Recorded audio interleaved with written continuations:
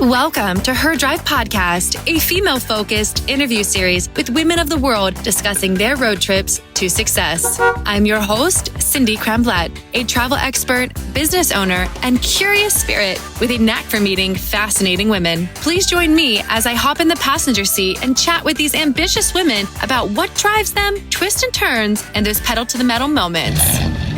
Let's drive.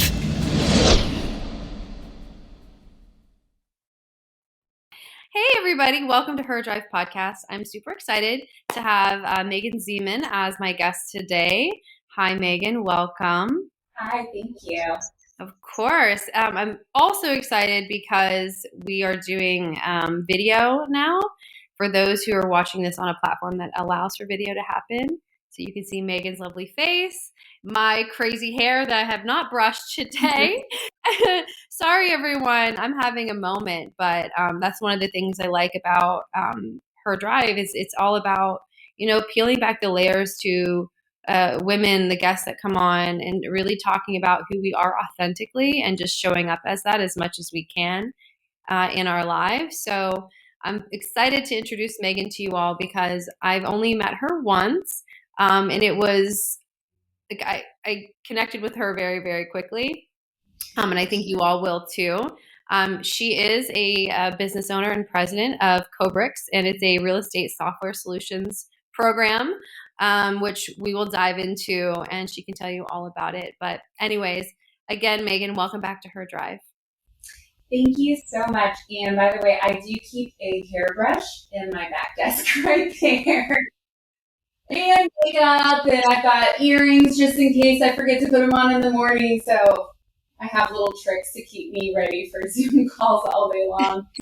That's amazing. I could learn from you.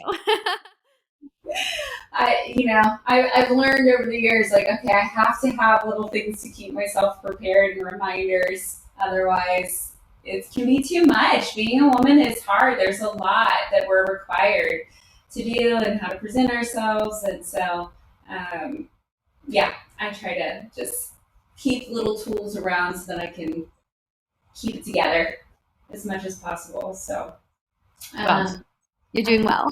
Meeting you. I'm so glad that we get to do this. Yes, I have a company that I just joined a couple of months ago. So if I go back, my experience is different. I did not take the normal path by any means. So I left home at 16 years old, and I did not go to college. I went straight to work, and I have had some really cool opportunities. I don't know if it's because of my age. I felt like I had to prove something back in those early years, or if it was also part of just my natural drive. But I definitely feel like I worked harder, as a 17, 18, 19-year-old to prove that I, could do the job and that I was worthy of bigger positions. And so anyways, I worked, first starting into the restaurant industry, and as most, I think, young people do, I learned a lot. I got relocated from Texas to California to Washington, but I've always had this passion for software. So I started building websites when I was, I guess probably ninth grade or so. And when, I don't know if you remember Girl Pages, GURL. No. It was like there were all these like website builders, but you could teach yourself HTML. Anyways, that's my nerdy side of me coming out. But I've always loved tinkering around on computers. So I happened to be at a networking event in Seattle, and I met a gentleman who had started this company called En Route, and I decided, we mutually kind of decided that I was going to interview with the company. And I started working there as his marketing manager. I was 23 or 4 at the time, maybe 23. And anyways, it was very clear to me that this company was not going to work. It was a startup company, and the way that it was positioned just didn't make a lot of sense to me. So, me always feeling like I needed to prove myself was the loudmouth girl that was like, this isn't going to work and this is what we should do. And so he ended up making me a co founder of the company. And we took my idea and we actually patented the idea and we started building out a software company. And fortunately, after about 7 years, our company was acquired.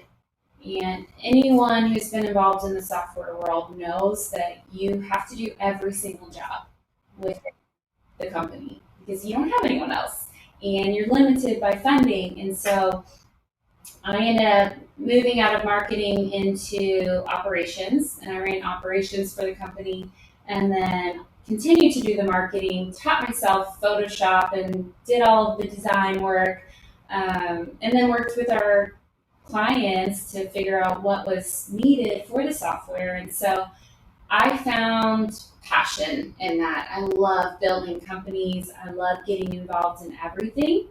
And because I didn't go to college or I don't have just this one skill set, I can do a lot of things, which keeps me in the startup world. That's where I excel. I'm never going to work for a big corporation. I'm not I'm a generalist. I like to get involved in everything. So anyways, that said, I built that company and then I left to be a mom.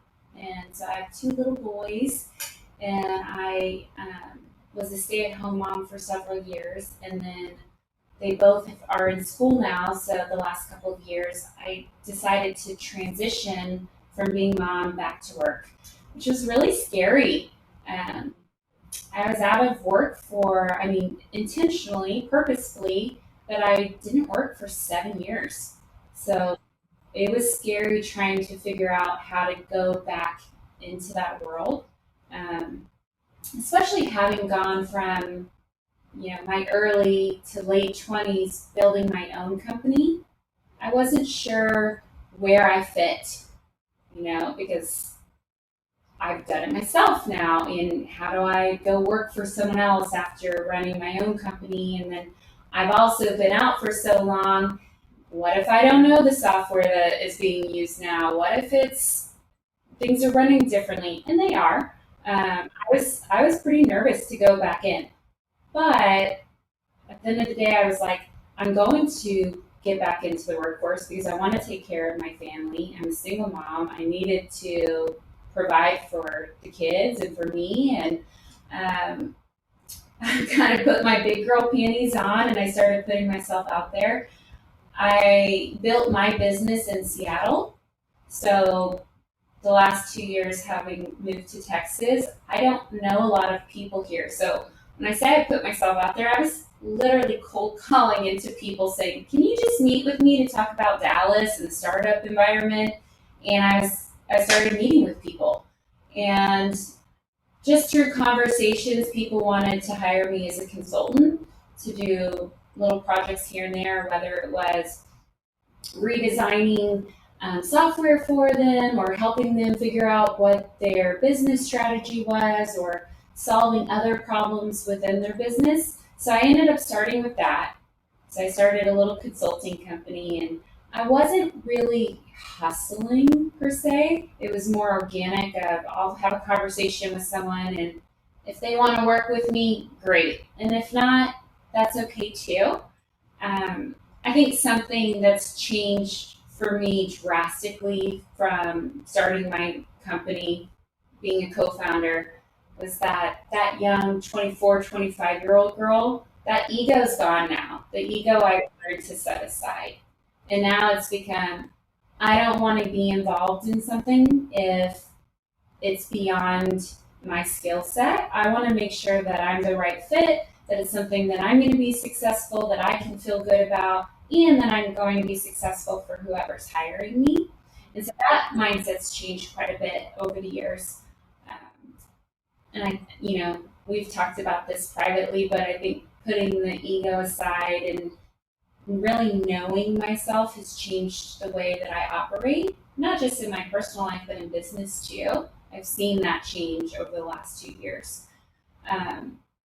So, anyways, I started consulting. I knew I wanted to do something full time.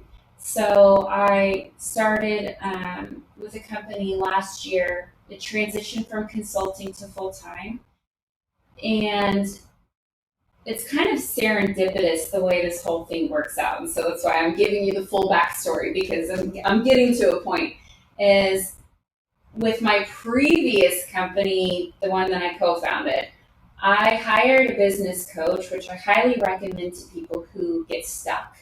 I hired a business coach because we were stuck. We weren't really sure which way to go. We were building a software that didn't exist, so we were new to market. People didn't really understand what we were doing. Having that coach really helped us find our way. And that coach introduced me to a web designer that lived in Cyprus. I didn't know where Cyprus was at the time. I actually had a Google, like, where is Cyprus? And so that would have been about, I don't know, 12 years ago or so. I stayed in touch with that designer all these years. He's one of the most talented web designers I've ever worked with. And so when I started with this company a year ago, I wanted to redesign their website, and I immediately reached out to this web designer because he's my guy.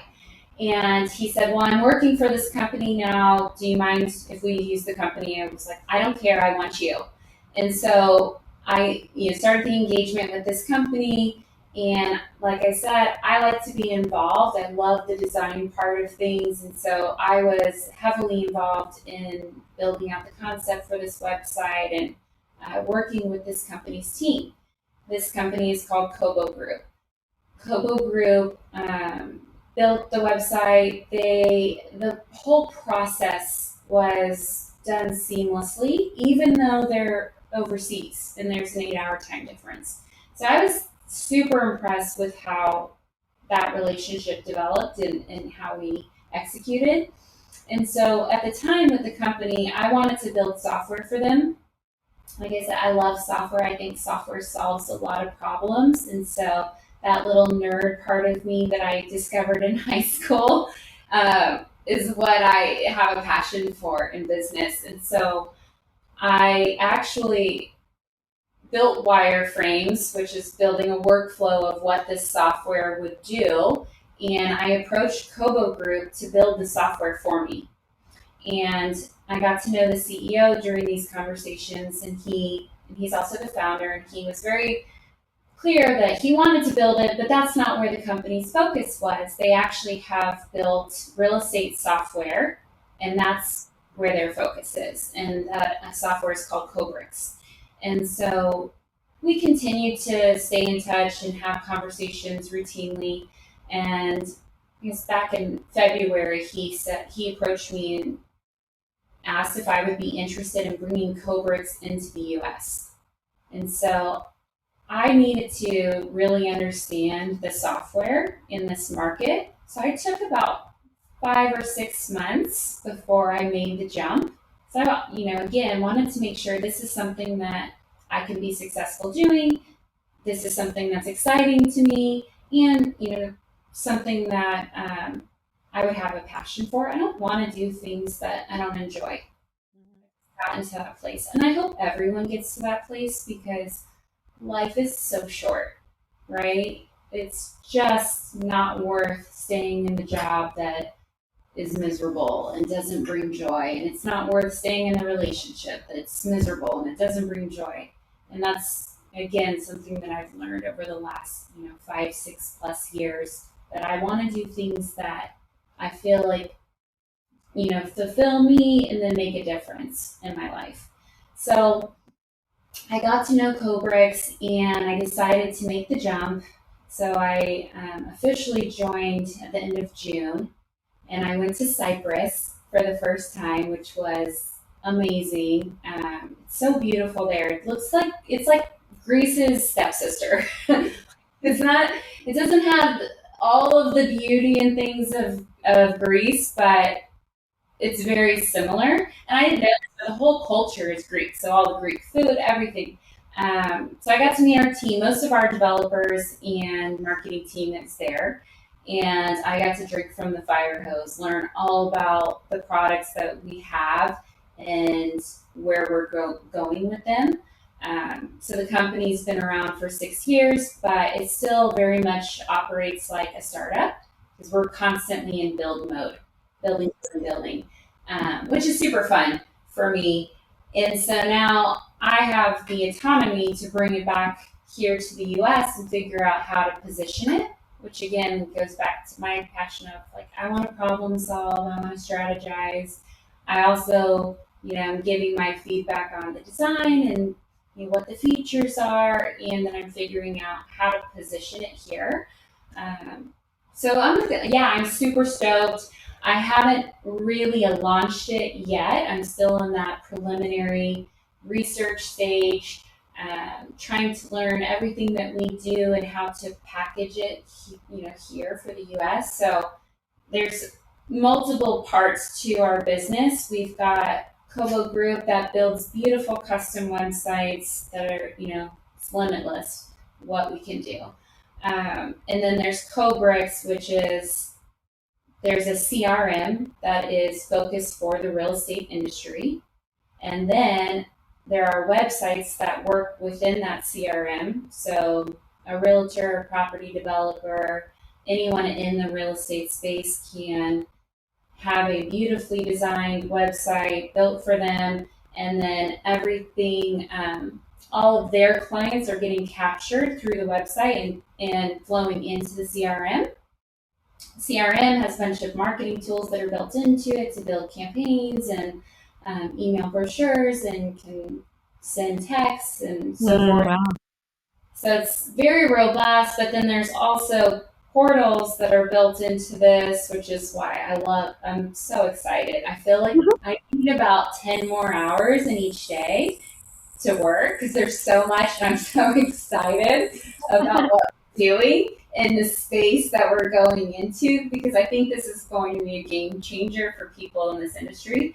But there's also portals that are built focused for property developers, for landlords to manage other agents, larger brokerages, and the tools are very intuitive, easy to use. And to go backwards, when I think about people in the real estate industry, most are not super technical. They are the networkers that are out there developing relationships face to face. And so having tools that are really easy to figure out and easy to use is important to me. So I'm always looking at the software from a non-technical perspective to figure out how we can make it very easy to use. A lot of our competitors use the Salesforce backend, which if you're familiar with Salesforce at all, it's very robust, and Salesforce has its place in the market for sure, but it can be difficult to use for the average user. So making these tools easy, intuitive, the user interface of it is easy. That's important, but behind the scenes, there's a lot of work that's gone into it to make it robust and to do more than the average CRM and marketing tools that are available. So anyways, that's my big focus right now, is just figuring out how to build this company, how to bring it into the US. I'm in charge of both North America and South America and the Caribbean. So it's beyond just this, but the US is going to be the focus. And so I got that going on. Then you throw in 2 kids and 2 dogs and boyfriend and trying to manage life. And so things are busy, but exciting right now. So, well, that all sounds really amazing. And I love what you said about when building out software, understanding it from a non-technical person's, like a lay person's perspective, because one of the things I journal about almost daily is like modern technology, like all of these advancements and systems that are built out, like people like you who just make the world a much better place. And when they don't go well, and I'm a small business owner, when things don't work, it's extremely frustrating. So thank you for your great designs. Thank you. I appreciate that. You know what the difference is that there are a lot of software that are designed by developers. Well, developers have a different way of thinking, and so they're much more complicated software products when they are designed by a developer, and so it takes that marriage between a developer and a designer to make it easy. And of course, you want a designer that's thinking about the non-technical part of it, but we also need the super smart developer that can make it work and make sure that it continues to work. Because, like you said, if it's not working, then that's causing more problems and people can't be successful in doing what they need to do. So that is such a huge, important factor to me when thinking about software. And there's so many companies I come across that I want to just go work for them and fix whatever issue I have with their software, and then I want to leave. Like, I just want to fix this because I hate it. Yes. And so, but I don't want to work there. I just want to, let's make this change and then I'll go. Beautiful. Yeah. Let's not complicate things. And if you let your developers design, you're overcomplicating it. So yeah, I run into that on the regular where I'm like, oh, this is driving me crazy. Or even like, huge company. I use Mac and I have all Apple products. That's my preference. But my company still uses Microsoft products. Well, no, it's so frustrating. It doesn't quite work the way that it needs to. And so figuring out those kind of problems, I'm like, this is why I wish there were more hours in the day so that I could just fix everything. I hear you. I always think about, oh gosh, if there were two of me, the things that could be done. So it sounds like you need two of you as well. Yes. Yeah. But also, I'm like, okay, I can't do it all, so I'm going to accept my limitations. And so, how do you? And this is I'm asking this question, everybody, because I need the advice, and it's something I've been working through. So, how do you determine what to prioritize, what to say maybe I'll get to that, and when to let go of things that just ultimately you would love to do them, but you're probably never going to get to them? I go through this every day where I look, well, and I'm still kind of old fashioned, I guess, in a sense that, for business especially, I still write everything in a notebook. Wow. I just, it works for me. Managing my kids' schedule, I use my calendar a lot, but I'm constantly reflecting. And this is something that I've learned to do over the years. I could be so busy that I don't give myself the time to just sit and reflect. And that, that is for a lot of different things. Like I incorporate meditation into my life because I need that for my heart and for my brain. So there's that piece of it. But, in that hour or so that I set aside, and it's not always an hour, let's be realistic. Like every single day, though, I give myself the space to sit down and look at everything that I need to get done. And then I go through and I figure out where those priorities are just by reviewing them. Every Sunday, this is something kind of newer to me. Like everybody has their own thing they want to do on Sunday fun day. I have learned that I don't want to go out and have mimosas and brunch and all the things typically. I like to have a really chill Sunday, and then I think about my week ahead. I look at my calendar. I make a point to look at my calendar so that I know what's coming, and then I think about where I can either fit in other things that I want to do. Like I have to prioritize and schedule a workout because I need that for myself emotionally. But I have to plan it. So that's where I start to go through, okay, I've got this meeting, I've got this kid responsibility, where can I fit this in, right? Because I know that that's important to me. Because if I start to lose taking care of myself, then everything kind of gets soured in a way. So yeah, I'm constantly, and it's become a habit that I don't even think about it. My brain has just started to operate this way. where, yes, I look at my week every Sunday, but then every morning I sit down and I review what I need to do. And then I decide where I'm going to focus for that day. And, you know, yes, there's some things that I might not get to for a while. That's okay. I give myself grace on that. And if I feel like it needs to move up, then I move it up. I try to still maintain that flexibility. But I do know there's some that are like the less negotiable or non-negotiable. Like my kids' schedule, that's a non-negotiable, right? I have to take them to school every morning. Right. I can't get out of that. So I know that's not changing. My workout, that's a little more flexible, but I know that I need to incorporate that in because, like I said, like, yes, there is a health factor from a physical standpoint, but I know that I need it for my brain. I hear you. Yeah. It keeps me in a much better place. It kind of keeps my emotions more in check. It makes it easier to deal with things when I'm taking care of myself that way. And then I go through, work. What do I need? What's urgent? What's come up? Those obviously take priorities depending on deadlines or whatever. And, with the flexibility of, okay, I know I have to pick my kids up at a certain time. Maybe I have to, have less time at lunch, or maybe I have less time at home at night. Maybe after I put my kids to bed, I have to do a little bit more work, or I'm going to get up earlier the next day. So it's like this. I guess I constantly have a conversation with myself about what's going on, how to prioritize it. If that makes sense. It makes perfect sense, and it's nice to meet a person who's similar as far as like the Sundays.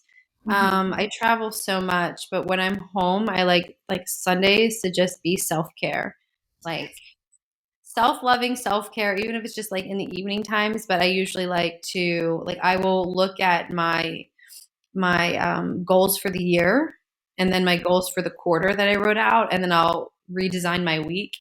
And and then each day I outline, and I do this in Apple Notes, but I write it from like the start of the day to the end of the day, how ideally I would like things to flow as far as the task. And the things that are at the top are like meditate, Reiki, journal, read. Those are like my top 4 things. And then a workout is always in there somewhere.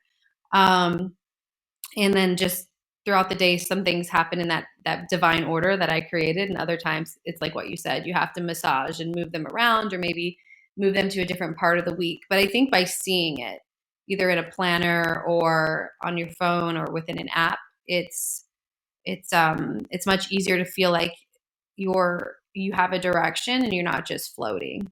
Right. I don't like to float.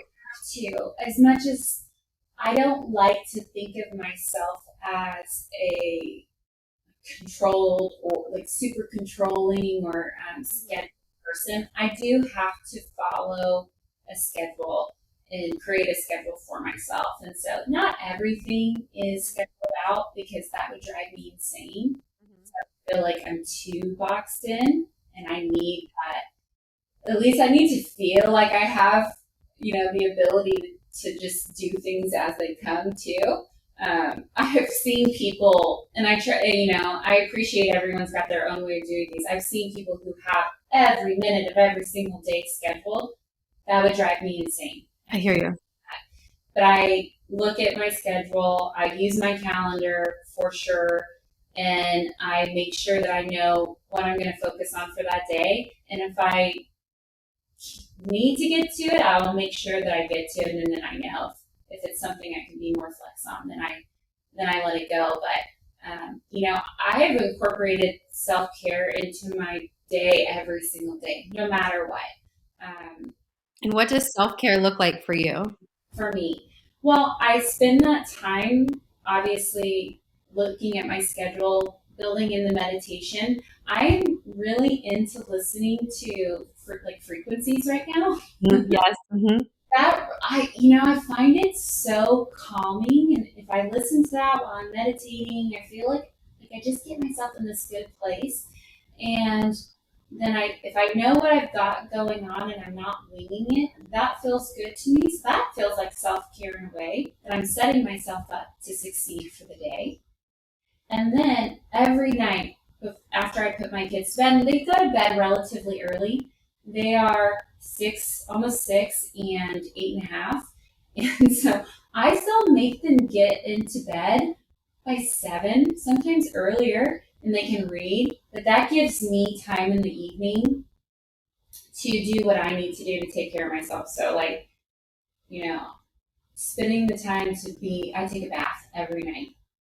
It is a rarity that I miss a bath, and in that time, I'm making a point to put my phone aside and be with myself, or listen to a podcast, or listen to the frequencies, or some kind of music, or whatever. I just know that I need that time alone to be with myself, and so I give it to myself every night, no matter what.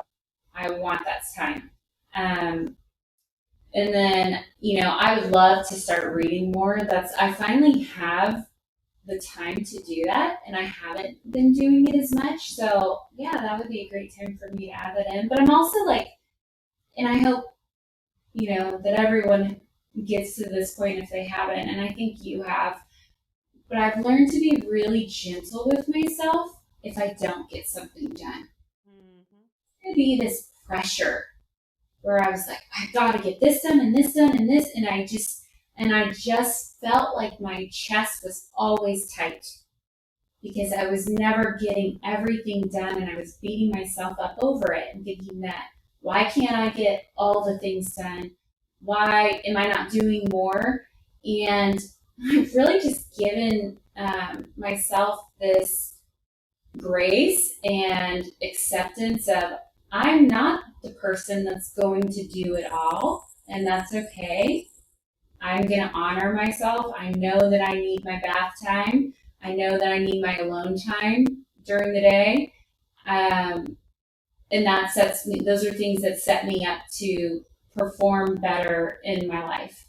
So, there was a time where I would see, especially from the parenting side of things, where like, you can't help but kind of compare yourself a bit, especially like when you're a newer mom, I think. But I know a lot of moms that still do this, and they've got to have like the perfect teacher gifts for every single possible thing at school, and they're volunteering constantly, and they're really good about putting the notes in their kids' lunch boxes every day. And sometimes I do it, but sometimes I don't. And I'm like, you know what? I'm okay with that. I don't have to be this perfect like vision of the way someone else is doing it.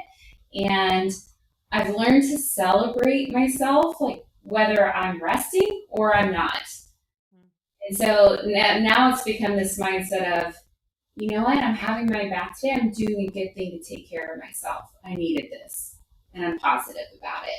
And okay, I didn't get maybe this done on my list. I'm going to do this tomorrow. But man, look at all the things that I did do. This feels good.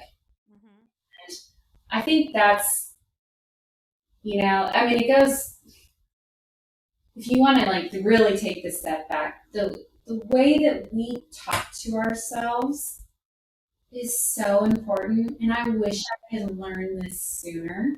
And I think a lot of people, this is one thing I love about technology and social media. I think it's becoming more prevalent, and people are more aware of it now in today's society. Maybe not everyone, but I'd like to believe that people are starting to get these teachings and then it's more widespread.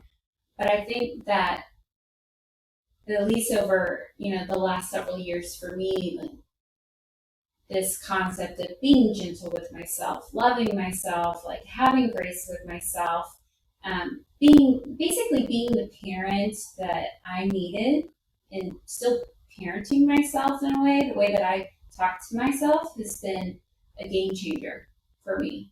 Just how I like interact in life, and even like I've always been an empathetic person, but I think my empathy even in business has increased, and definitely like in the other areas of my life. But I find that when I am empathetic to myself, I'm gentle with myself, I give myself space to rest and to improve. Like I'm not perfect, and I'm not trying to be perfect. I'm just being who I am every day. I try to just live one day at a time.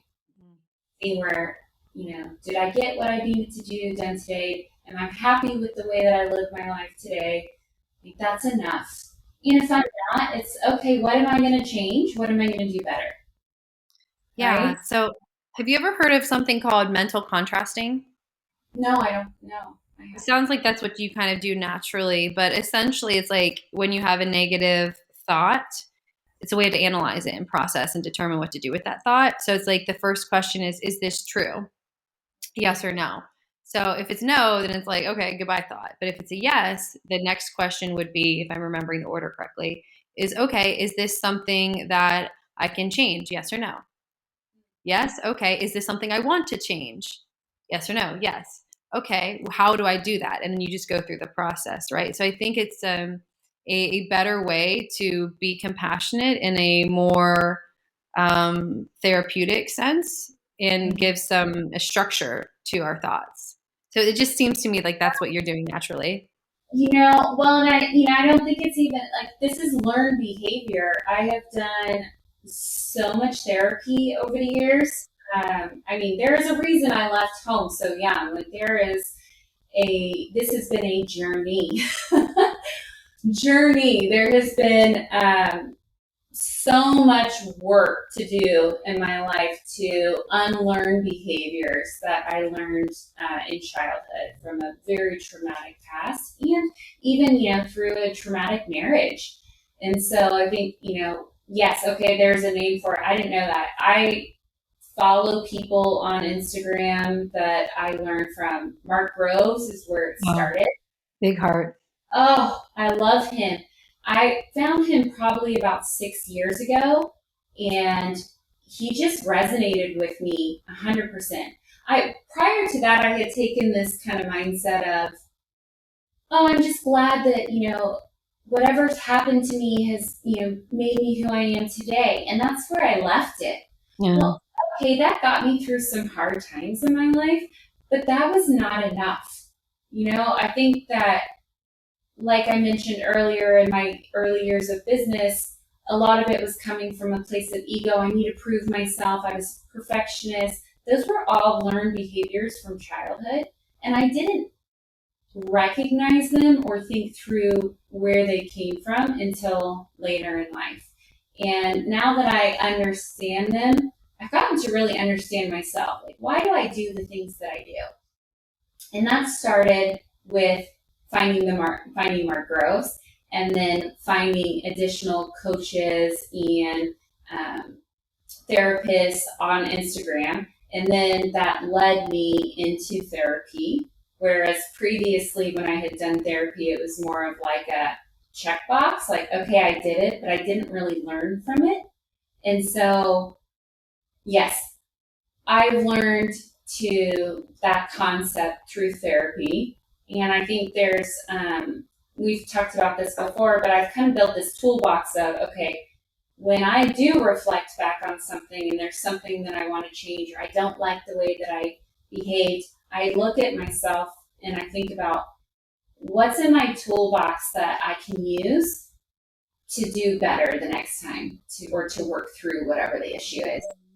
And so sometimes that's therapy, sometimes that's self care, sometimes that's rest, sometimes that's cleaning up my diet. I am absolutely affected by eating processed junk food and sugar, and I notice that I'm much more cranky and temperamental if I'm not feeding myself healthy foods too.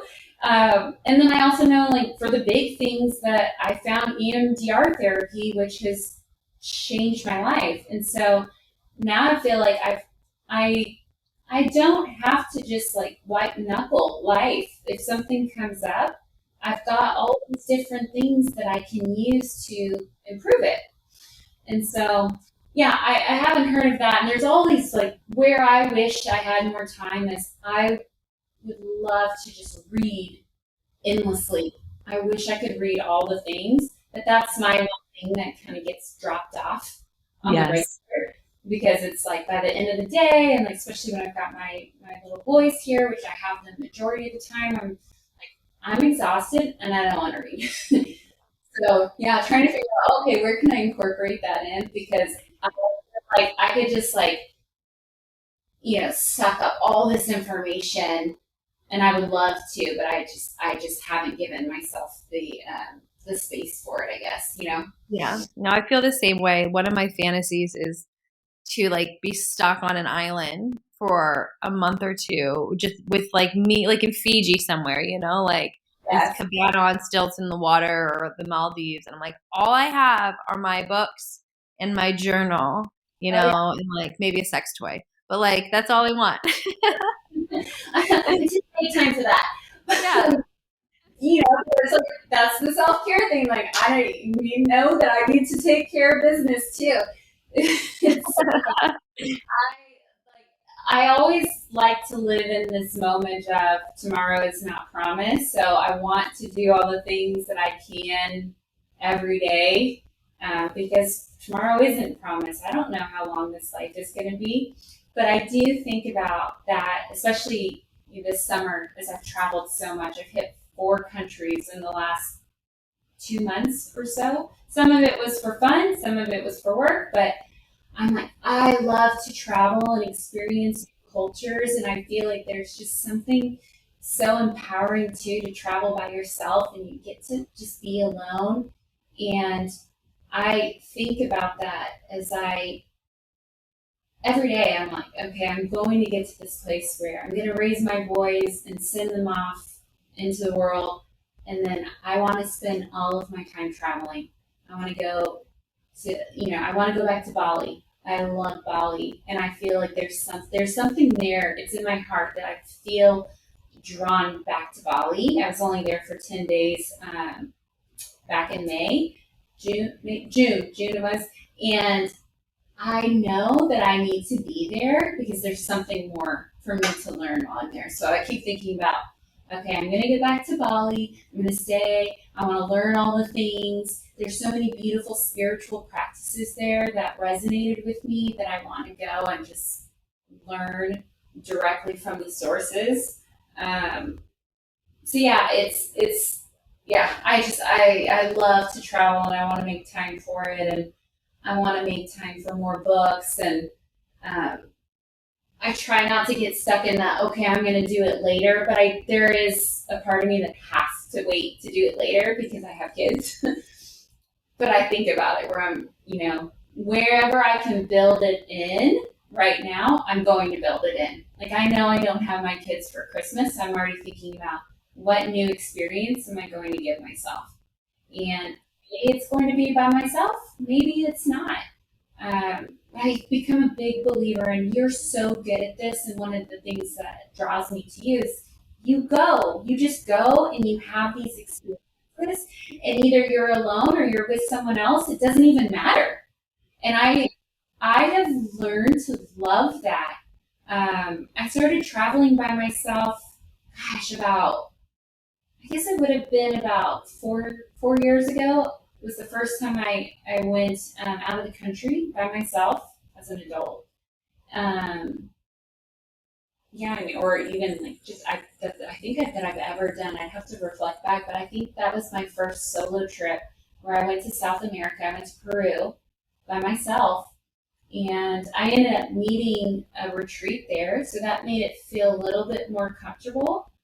But I felt so empowered, and I was like, wait a second, I can do this. Like I don't need someone to take me and speak Spanish for me. I can do all of these things by myself. And I did. And I've made a point of doing that every year since, at least once a year, where I go do something by myself.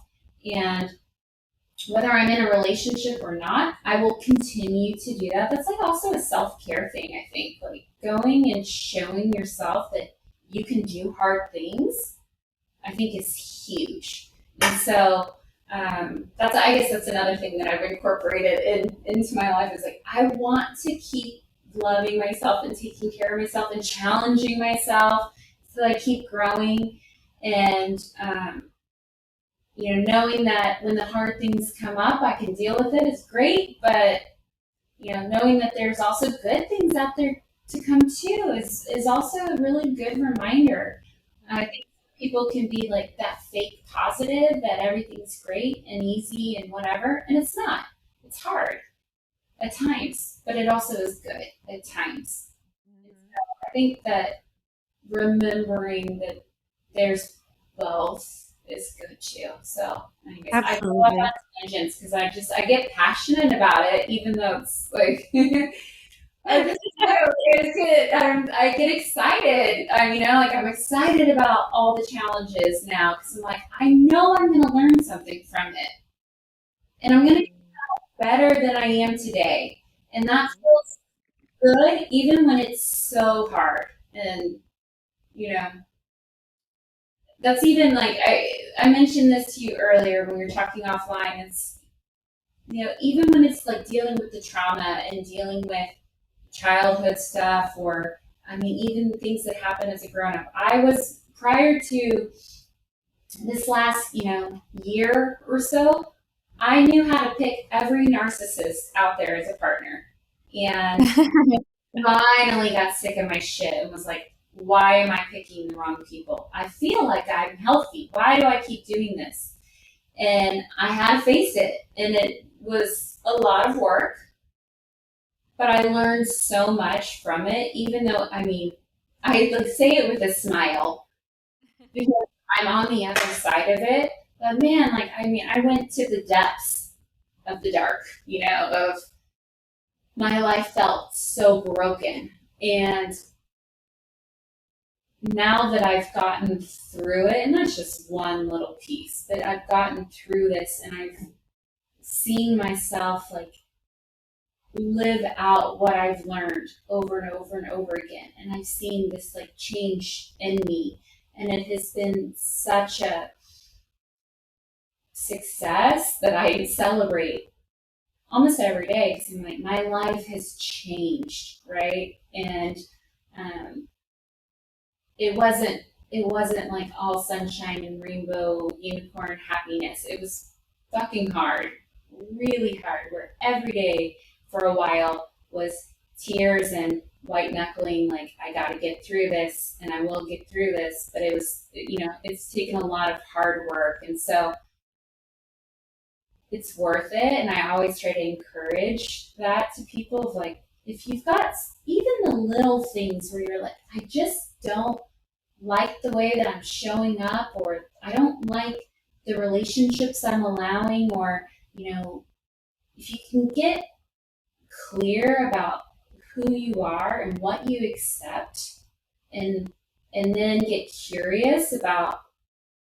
why maybe things in your life are not what you really want them to be, then I think you can start to look at what the root of it is, and then how. Then it's like a process again. Like you were mentioning. What did you call it again? Oh, mental contrasting. It's like, yeah, it's like mental contracting. Is once you start this awareness, and I will say like my awareness has increased more and more and more over time. But you start to like you look to see what you don't like in your life or where you're struggling, and then what's your role in that, right? And then that's where change starts. If you can see you have a role in everything that's happening to you, right? We all do. We are so in control of our own lives. We have a role of what we accept, what we allow, the choices that we make, right? Everything. Which I feel like that's an amazing the fact that we have control, we can change our life at any time we want is incredible. It's incredible. I wish I would have learned it sooner, like pushing 40, but I'm like, thank God I know now. Like, Absolutely. It's never too late. it's never too late. I mean, even like, okay, let's like, it affects every part of your life too. If you would have asked me 3 years ago, 4 years ago, would I be taking charge of this really cool software company to bring it into the US, I would have been like, ooh, that doesn't sound reasonable. No. I just didn't have the confidence at the time where I was like, I was still very like, oh, I don't know. But I think through the self awareness, I was like, I got empowered because I'm like, I can do hard things. And I know myself, I know my limitations. And that changed the trajectory of my business life. It's changed who I am as a mom. It's changed who I am as a friend, as a sister, all the things. So, yeah, I think the fact that we can change whenever we want, if we're willing to look at ourselves, is huge. So, um, and it's all like intertwined. I was doing a podcast I mentioned a couple months ago, and it's so hard for me to stay focused just on business because the change in my approaches, it really just is, has affected my entire life. I don't think that I would be where I'm at in business. I have everything working against me. I don't have a college degree. I don't have like a specialty. And I don't think that that matters. I think, we're taught that yes, you have to cross this off, do this to get to where you want. And that's not true. Like we get to decide where we want to go. And if we believe in ourselves, then we can do it, right? I think it all goes back to that inner voice and how we talk to ourselves and, um, you know, how we reflect and know who we are. Like I know I have my limits, but I also know that I can make a decision at any moment to work past it, right? And I think, that goes even into parenting. I'm parenting in a different way than I was taught. And it is hard because I'm like, most of the time, I'm like, I don't know what I'm doing.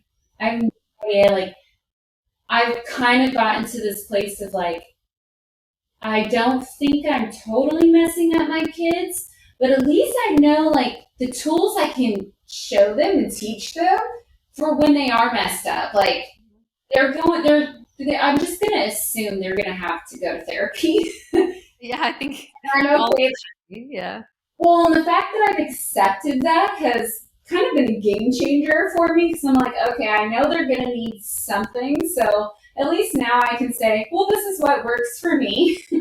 And I can obviously advocate for them and give them, help now. But I've accepted that I'm not going to do everything right or perfect because I'm learning too. I'm learning right there with them. I'm learning every day how to be a mom and how to be a better mom.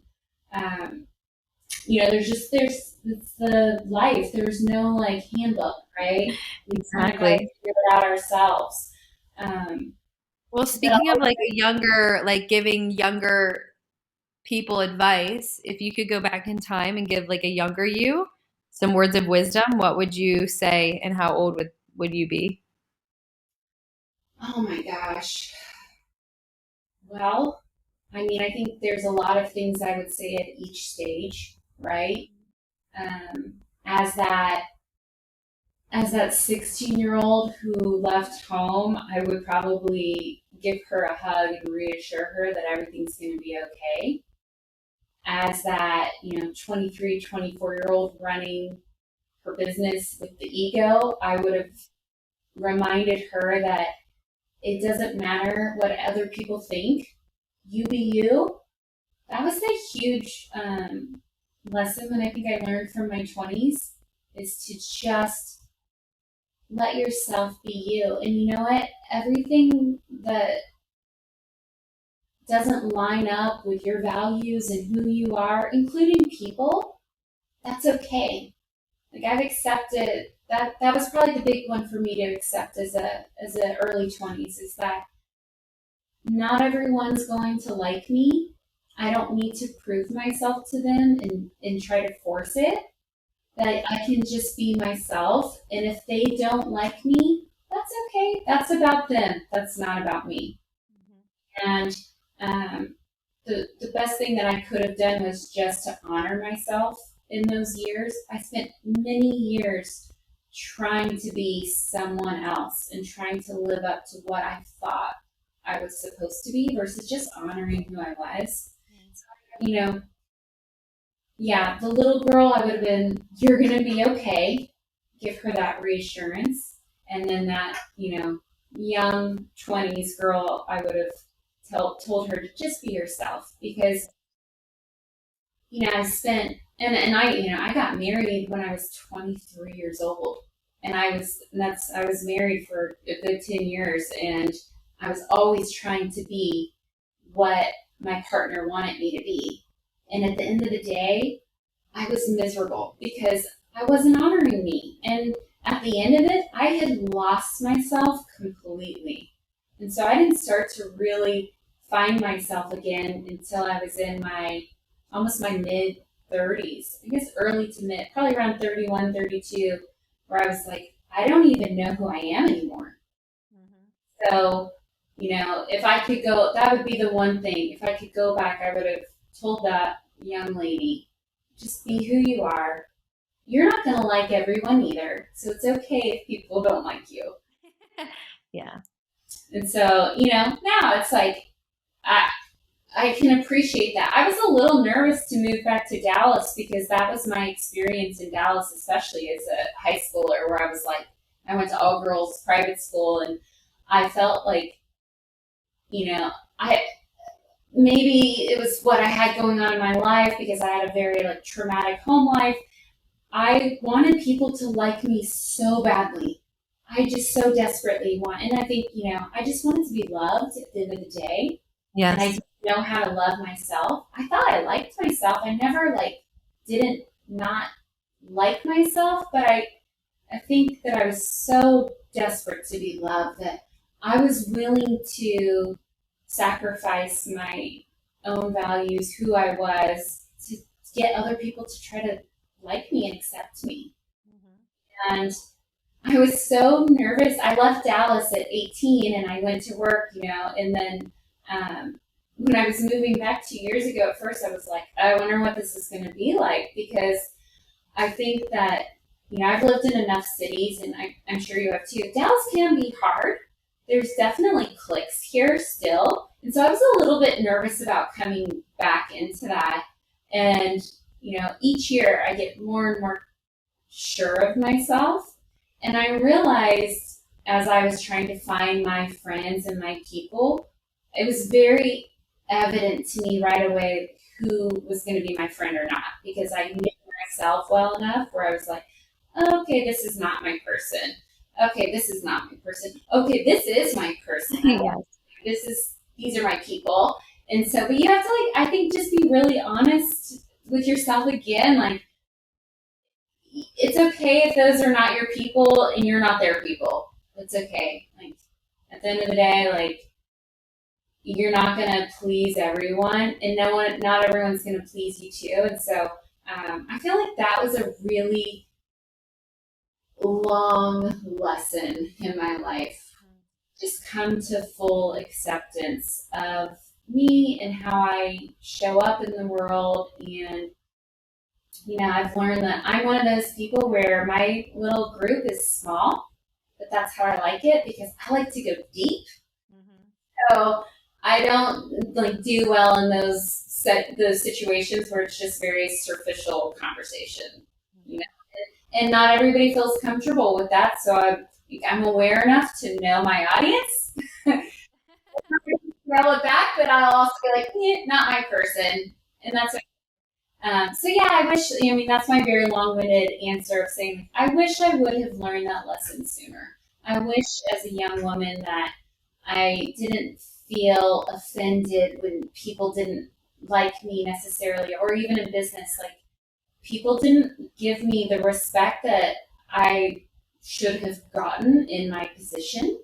This is like a side story, but there was a man that I hired so I was the COO of the company I co-founded, and I hired a man who was probably about 40 years older than me to do sales.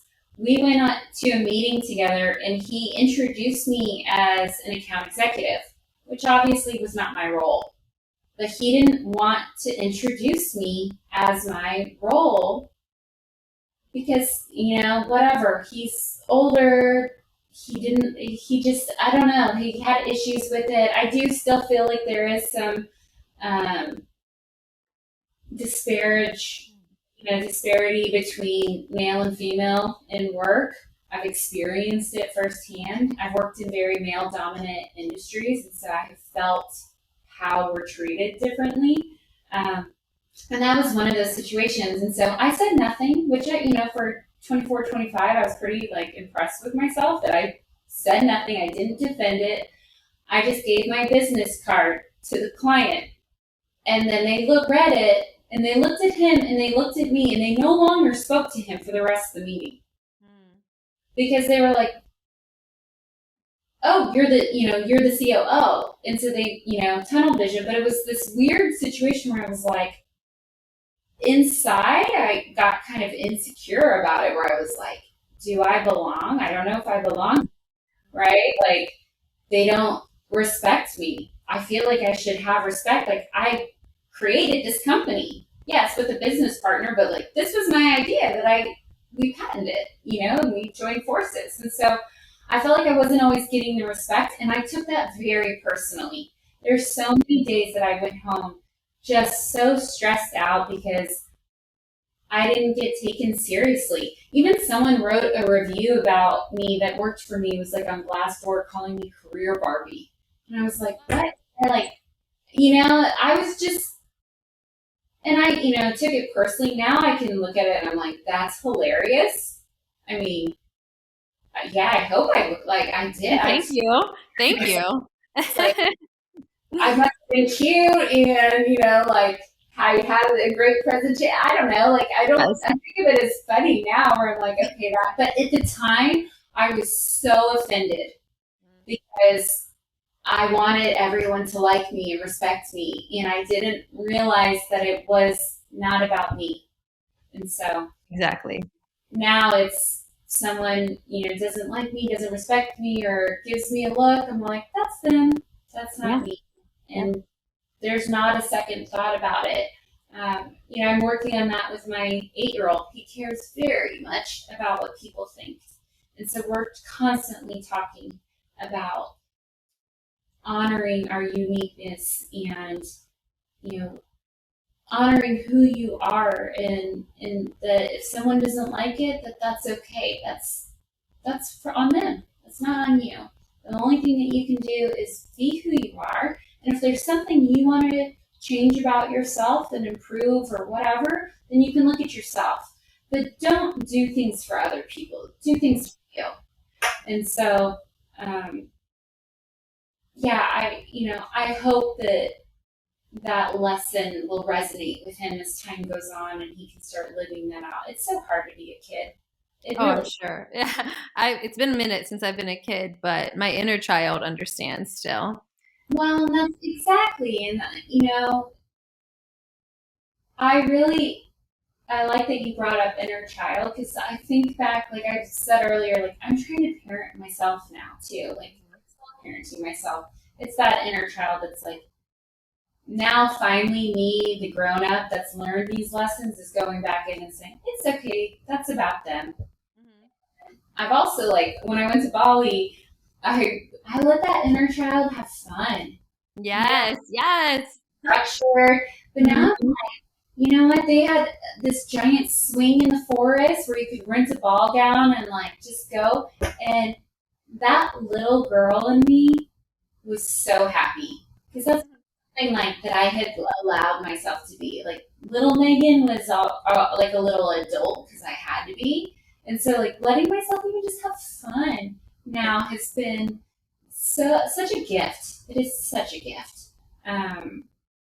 So yeah, I would even give that advice of like, it's okay, go have fun. Who cares? Like, you have this one life, like, just go live it and do all the things that bring you joy. Get involved in the companies that challenge you and excite you. Have the friends that add to your life and that you can have fun with, or have deep conversations, or whatever it is that brings you joy. And then, yeah, take care of yourself and do the things that, feel like home. Having that bath every night feels so good to me, but also like getting up and busting ass in the morning and feeling like I'm making a difference in my job also feels really good. So there's a place for all of it, right? So, That's beautiful. So, just one last question. When you're like looking in your crystal ball or like down the road of life, what do you see for yourself or what do you hope to manifest? yes, love this question. So, something that I learned in my first company is that I love to build a company and then I want to sell it. And so my goal is to build out this company for the next couple of years and then position it to be acquired. So I want to sell it. And then I see myself at some point, and actually, one of my dear friends who lives in Bali, that's one of the reasons I went to Bali, she mentioned this to me, and it's something that has always kind of been inside of my heart. I have always wanted to help women. I feel like there is a reason I have this past with all these things. I tinkered around with writing a book because I do enjoy writing. It's very therapeutic. But I want to eventually get to a place where, in some way, I'm helping women, whether it's just sharing my story and things how I've gotten through very difficult things or how I've worked in business. I don't know if it's going to be on the personal side or the business side, but I know that there is a path for me at some point in my life where I want to be involved in helping women in some way. It could be, like I mentioned, maybe it's, even just volunteering at a domestic violence center and supporting women in some way. I just feel like there's still so much room to help women. And so I know that that's definitely on the horizon for me after I build this company. I want to build this company, obviously continue to teach my boys, but my crystal ball is I want to shape these men, mold them out to go into the world, finish out this software. I don't know if there's going to be another company after that. My brain's always kind of firing off on ideas. So maybe, but I do know ultimately, like, when I share and someone learns something from it or is encouraged by it, there's nothing that feels better than that. That feels so good to me. So I know that it's in the back of my mind, but I also am like, as much as I'm trying to manifest it, I want it to happen organically when it's supposed to happen. So I'm not pressuring myself to focus because I think it's going to just get bigger and bigger as time goes on naturally. Beautiful. So, we'll see what happens. I know travel and taking care of myself, continually growing is going to be a forever path for me. I just don't want to stop. I want to keep doing the work to keep loving myself well and learning about who I am so that I can show up the way that feels right for my life. So that's going to be a part of my crystal ball future is always that's like that doesn't go away. It's not just the as you know, the one stop like, oh, I did my therapy, I'm done. Exactly.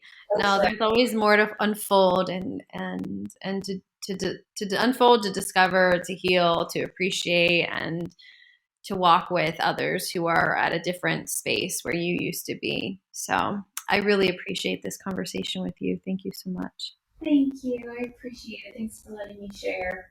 Absolutely. Well, Meagan, how can the listeners find you?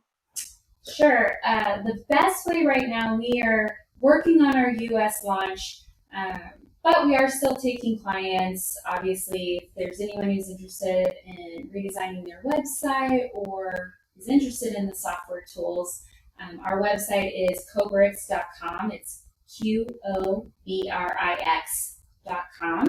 You can always find me on LinkedIn too and send me a message. I did just finally open up Instagram page, which is like a little bit daunting to me because I've kept my life so private.